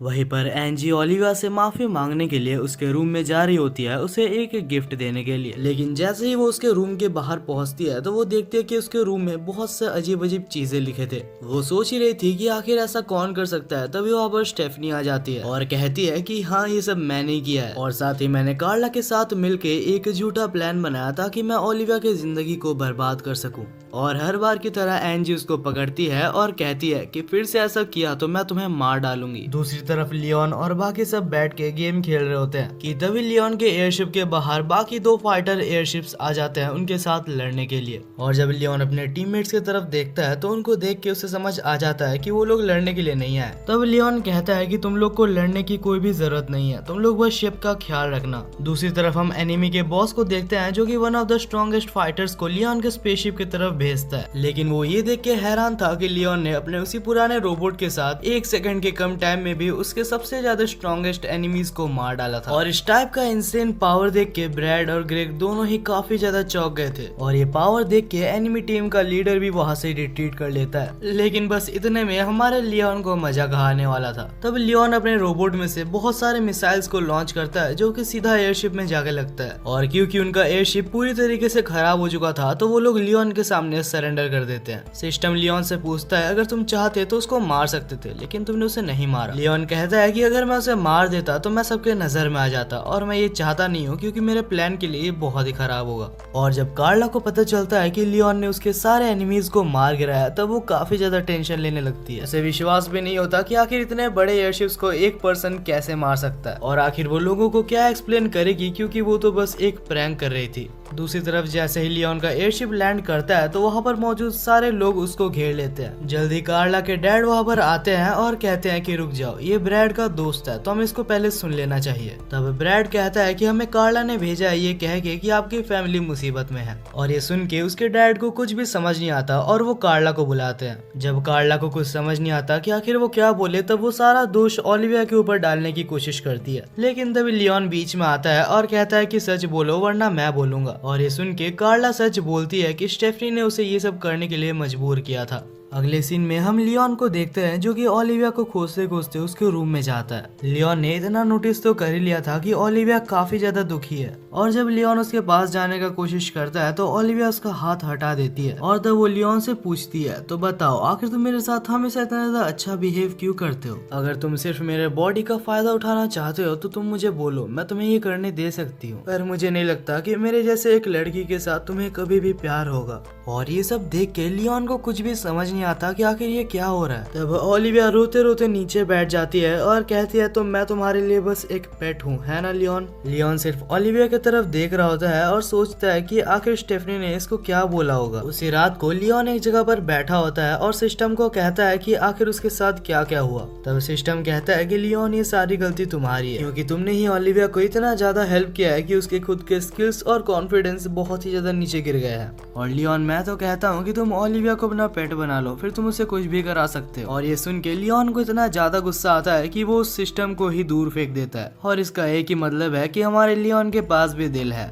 और तभी वहाँ पर लियोन के पास ब्रैड आ जाता है जो कि स्वॉर्ड की प्रैक्टिस करने लगता है। लियोन कहता है कि तुम मैजिक में काफी ज्यादा अच्छे हो तो आखिर तुम स्वॉर्ड को प्रैक्टिस क्यों कर रहे हो? ब्रैड कहता है कि मुझे स्वॉर्ड में अच्छा बनना ही पड़ेगा, नहीं तो मैं तुम्हें आखिर कैसे हरा सकता हूँ, और अगर मैं तुम्हें हरा नहीं पाया तो आखिर मैं मरी को कैसे प्रोटेक्ट करूंगा। तब लियोन कहता है कि आखिर उस बेकार दिखने वाली लड़की में ऐसा है क्या जो तुम सब उसके पीछे पड़े हुए हो। और ये सुन के ब्रैड इतना ज्यादा गुस्सा हो जाता है कि वो दोनों ही लड़ने के हालात में आ जाते हैं। वेल ये लड़ाई बिल्कुल ही एक तरफा था क्योंकि लियोन उसको बहुत ही जल्दी हरा देता है और ब्रैड उसको ये कहते हुए वहां से चला जाता है कि एक दिन मैं तुम्हें हरा के रहूंगा। अगले सीन में हम देखते हैं कि लियोन और बाकी सब ब्रेकफास्ट के लिए बैठे होते हैं जहाँ पर सिस्टम उसे कहता है कि बहुत सारे एयरशिप्स तुम्हारे तरफ बढ़ रहे हैं। और ये सुन के ब्रैड और ग्रेग कहते हैं कि इस बार मैं तुम्हारे साथ लड़ना चाहता हूँ, हमारे पास भी रोबोट्स हैं तो हम भी तुम्हारे साथ लड़ सकते हैं। दूसरी तरफ हमें ओलिविया को दिखाया जाता है जो कि काफी ज्यादा दुखी थी क्योंकि उसे ऐसा लग रहा था कि उसने लियोन के साथ काफी बदतमीजी से बात की। और तभी वहाँ पर स्पेसशिप के ऊपर अटैक होता है। ओलिविया को समझ नहीं आता कि आखिर ये क्या हो रहा है। जैसे ही ओलिविया बाहर देखती है तो उसे बहुत सारे एनिमी एयरशिप्स और लियोन दिखाई देते हैं और लियोन बहुत ही मुश्किल से लड़ रहा होता है अपने स्पेसशिप्स को बचाने के लिए, क्योंकि इस बार लियोन के एनिमीज पूरी तैयारी के साथ और काफी ज्यादा स्ट्रॉन्ग बन के आए थे। लेकिन कुछ ही देर में लियोन के रोबोट को एक और रोबोट बहुत ही गंदी तरीके से मार गिराता है और ये देख के ओलिविया लियोन की तरफ जाने लगती है। लेकिन बीच में लियोन के सिस्टम के कुछ रोबोट्स ओलिविया को रोक देते हैं, पर ओलिविया अपने पावर्स की मदद से उन रोबोट्स को डिफ्यूज कर देती है। और इसके बाद जैसे ही ओलिविया आगे बढ़ती है तो उसके सामने ही वही रोबोट आ जाता है जो कि लियोन को हरा रहा था और ये रोबोट स्पेशली ओलिविया को यहाँ से ले जाने के लिए ही आया है। लेकिन बिल्कुल सही टाइम पे ब्रैड वहाँ पर आ जाता है और ओलिविया को बचा लेता है। वो ओलिविया को कहता है कि जल्दी से जल्दी यहाँ से भागो, लेकिन वो रोबोट बहुत ही जल्दी खड़ा होके बाकी फिर से ब्रैड को मारने लगता है। दूसरी तरफ लियोन उन छोटे छोटे रोबोट्स को मार रहा होता है, लेकिन ये रोबोट्स भी काफी ज्यादा स्ट्रॉन्ग थे। तब सिस्टम लियोन को कहता है कि एक रोबोट ओलिविया को कैप्चर करने की कोशिश कर रहा है। तो लियोन वहाँ पर बहुत ही स्पीड में उसके पास पहुंचने की कोशिश करता है, लेकिन जब वो पहुंचता है तब वो देखता है कि ब्रैड और ग्रेग ने मिलकर ऑलरेडी उस मॉन्स्टर को हरा दिया था। लेकिन वो मॉन्स्टर पूरी तरीके से हरा नहीं था और ट्रिक करके ओलिविया को पकड़ लेता है। तब लियोन एक सेकंड वेस्ट ना करते हुए अपने मैक्स पावर को ऑन करके उस रोबोट के टुकड़े टुकड़े कर देता है, यहाँ तक कि उस रोबोट को जो कंट्रोल कर रहा था लियोन उसको भी नहीं छोड़ता। ओलिविया लियोन को देखती है और सोचती है कि आखिर लियोन इतना ज्यादा पावरफुल कब बन गया। और तब ओलिविया ब्रैड के पास जाती है और ब्रैड के सारे इंजरीज को हील करने लगती है। और जब लियोन उन दोनों को साथ में देखता है तो लियोन स्माइल करता है और कहता है कि तुम दोनों बहुत ही अच्छे लग रहे हो। ओलिविया लियोन की तरफ देखती है और सोचती है कि आखिर लियोन ने ऐसा क्यों बोला, लेकिन लियोन उसको इग्नोर करते हुए ब्रैड को उठा के स्पेसशिप के अंदर ले जाता है। ओलिविया रोने लगती है और कहती है कि ये सारी ही मेरी गलती है, क्योंकि मैंने लियोन के साथ इतना रूडली बिहेव किया। दूसरी तरफ हम लियोन को देखते हैं जो कि सिस्टम के हेल्प से सारे डॉक्यूमेंट्स को इकट्ठा करने में कामयाब रहा था, जिससे कि वो प्रूव कर पाया कि इन सारी चीजों के पीछे स्टेफनी का हाथ है। अगले सीन में हमें कैसल में ब्रैड और क्रिस को दिखाया जाता है जो कि काफी ज्यादा खुश थे, क्योंकि लियोन ने उन दोनों को सारा पैसा दे दिया था जो कि उसने उन एनिमीज को हरा के कमाया था।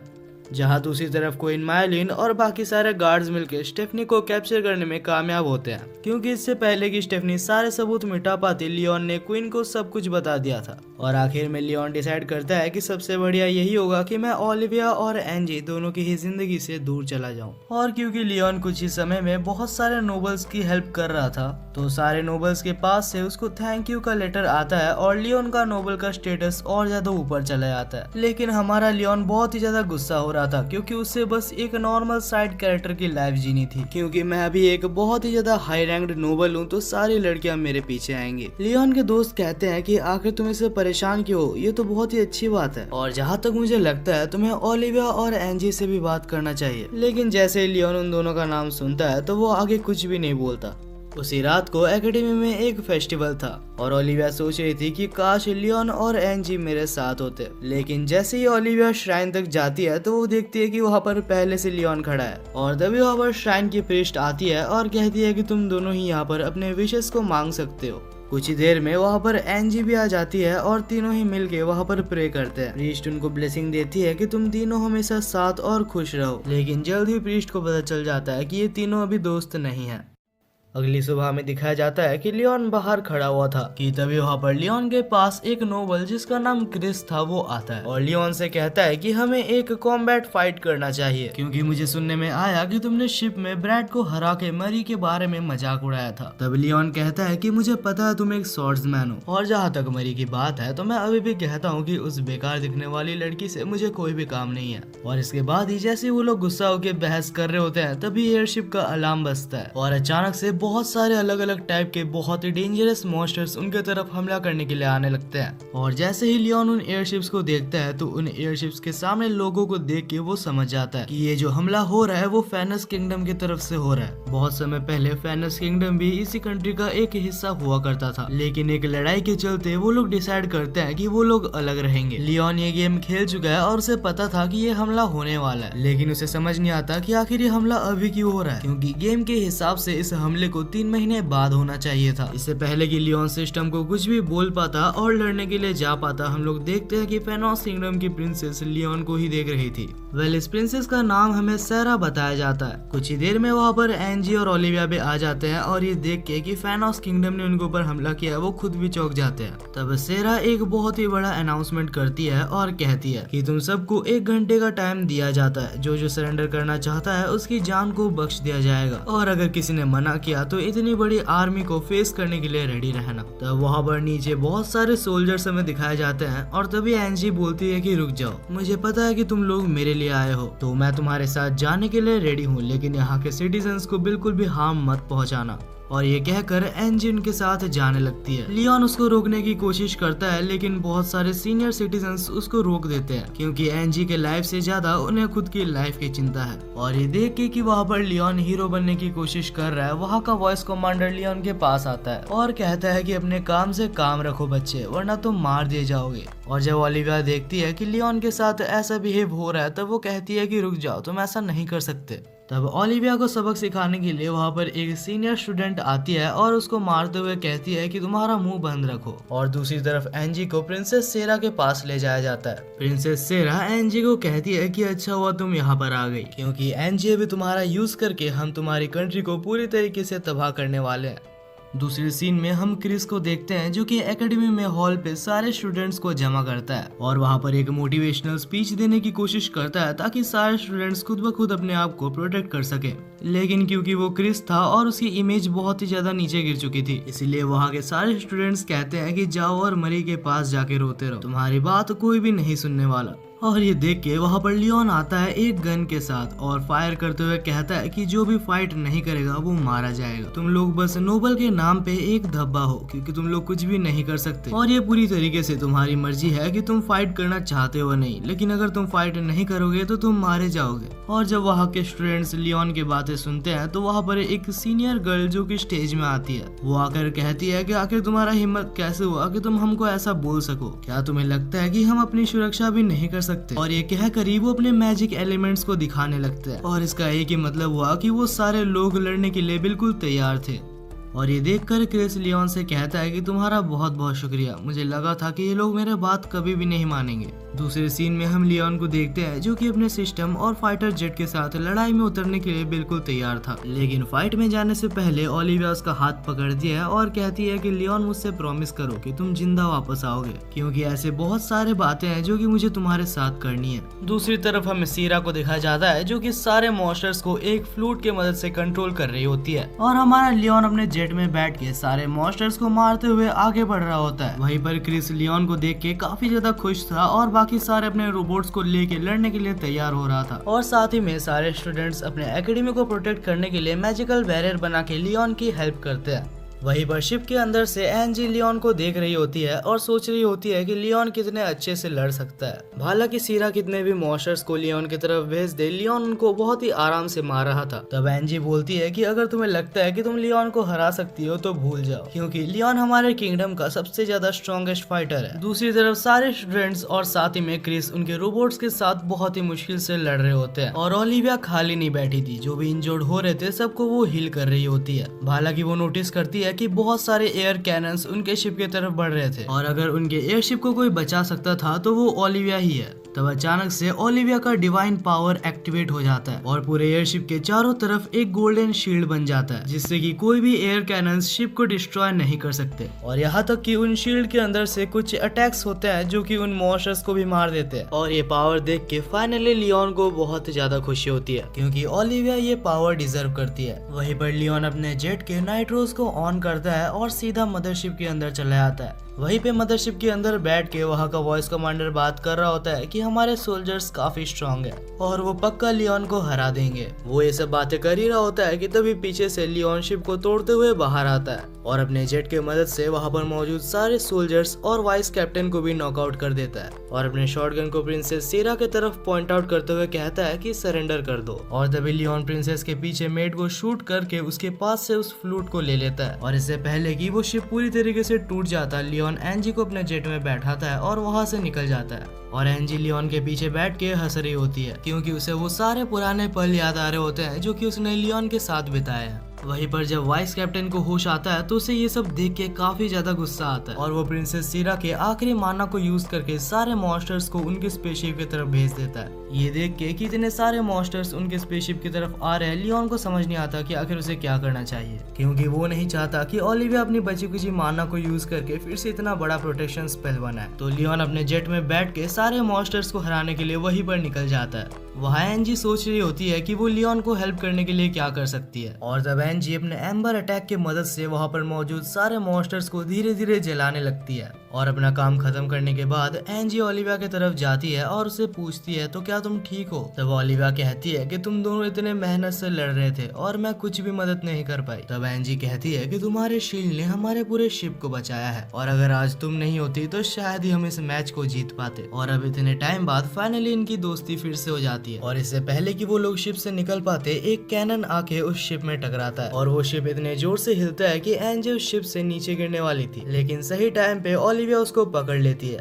एनजी कहती है कि मुझे छोड़ दो वरना तुम भी मेरे साथ गिर जाओगी। तब ओलिविया कहती है कि तुमने मुझे अपना बेस्ट फ्रेंड बोला है और अगर मैं तुम्हें भी छोड़ दूं तो हमारी दोस्ती किस काम की। और तभी एक और कैनन आके शिप से टकराता है और उन दोनों की ही प्लेसेस चेंज हो जाती है। ओलिविया नीचे गिर रही थी लेकिन सही टाइम पे लियोन आता है और उसको बचा लेता है। वेल ओलिविया अभी लियोन के गोद में थी लेकिन ओलिविया को काफी ज्यादा अच्छा लग रहा था। तब लियोन ओलिविया से कहता है कि ओलिविया मेरे से काफी अच्छे अच्छे लड़के तुम्हें मिल जाएंगे, पर ओलिविया लियोन के ऊपर चिल्लाती है और कहती है कि चुप रहो, क्या तुम्हें अभी तक समझ नहीं आया लियोन कि मैं तुम्हें पसंद करती हूँ। और ये सुन के लियोन कुछ भी नहीं बोल पाता और बिल्कुल ही चुप हो जाता है और ओलिविया को वापस शिप में छोड़ के आ जाता है। वेल ओलिविया को जिंदा देख के एनजी काफी ज्यादा खुश थी, लेकिन लियोन का काम अभी तक खत्म नहीं हुआ था। लियोन सिस्टम से कह के अपने प्राइवेट जेट को वहाँ पर समन करता है और लियोन के प्राइवेट एयरशिप के लेजर्स के मदद से वो एनिमी के 2 मेन एयरशिप्स को डिस्ट्रॉय करने में कामयाब रहता है। और अब लियोन अपने रास्तों में आने वाले सारे खतरों को एलिमिनेट करने के लिए पूरी तरीके से रेडी है। और ये देख के कि एक टीनेजर उनके शिप्स को डिस्ट्रॉय कर रहा है, उनका वाइस कैप्टन काफी ज्यादा फ्रस्ट्रेटेड हो जाता है और अपने सबसे ज्यादा स्ट्रॉन्गेस्ट वॉरियर को निकालता है जिसका नाम द ब्लैक नाइट है।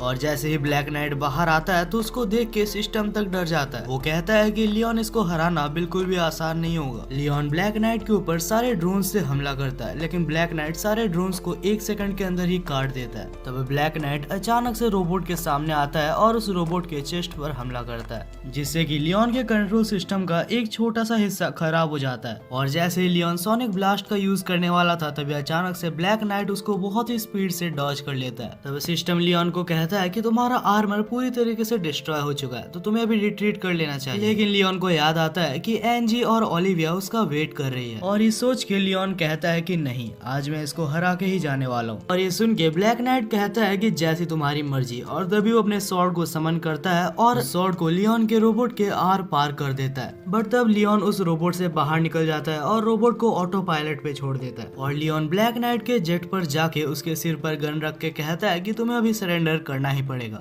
और फाइनली वाइस कैप्टन और ब्लैक नाइट को जेल के अंदर बंद कर दिया जाता है। हालांकि वो लोग प्रिंसेस को नहीं पकड़ सकते क्योंकि वो एक हाई रैंक्ड नोबल है। अगले सीन में हमें फाइनली दिखाया जाता है कि ओलिविया और एनजी शांति से सो रहे थे और इसी के साथ फाइनली हमारा ये सीजन 1 खत्म होता है।